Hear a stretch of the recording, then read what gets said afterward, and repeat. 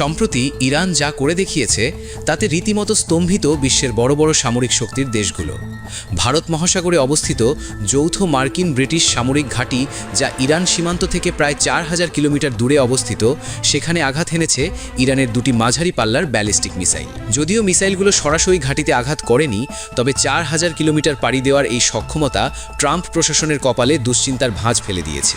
মার্কিন প্রশাসন বরাবরই দাবি করে আসছিল যে ইরানের পারমাণবিক ও সামরিক সক্ষমতা ধ্বংস করে দেওয়া হয়েছে। কিন্তু প্রশ্ন উঠেছে, তবে ইরান এই অত্যাধুনিক ও দীর্ঘ পাল্লার মিসাইল প্রযুক্তি পেল কোথায়? এটি ইরানের ইতিহাসে সর্বোচ্চ পাল্লার মিসাইল পরীক্ষা হিসেবে দেখা হচ্ছে, যা এর আগে কখনো দেখা যায়নি। ব্রিটেন এই ঘটনাকে বেপরোয়া বা রেকলেস বলে নিন্দা জানালেও পর্দার আড়াল হেঁচে চীন ও রাশিয়া যেন কৌশলগত বিজয় উপভোগ করছে।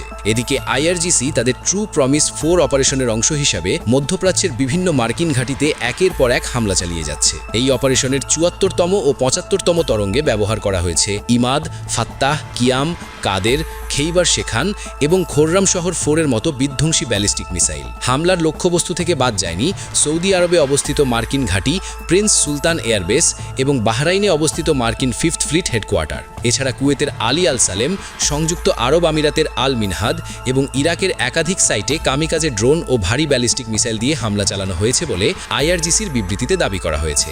ইরানের এই অভাবনীয় সামরিক শক্তি প্রদর্শন ট্রাম্প প্রশাসনের জন্য এক বিশাল চ্যালেঞ্জ হয়ে দাঁড়িয়েছে। যে ইরানকে একসময় থামিয়ে দেওয়ার পরিকল্পনা করা হয়েছিল, সেই ইরান এখন পুরো মধ্যপ্রাচ্য সহ বিশ্ব শক্তির ভারসাম্যে বড় ধরনের পরিবর্তন ঘটিয়ে দিচ্ছে। তেহরানের এই অপারেশন আরও কতদূর যাবে এবং মার্কিন প্রশাসন এর জবাবে কী পদক্ষেপ নেয়, এখন সেটাই দেখার বিষয়। বিশ্ব রাজনীতির এই উত্তপ্ত পরিস্থিতির প্রতিটি মুহূর্তের খবরের জন্য আমাদের সাথেই থাকুন।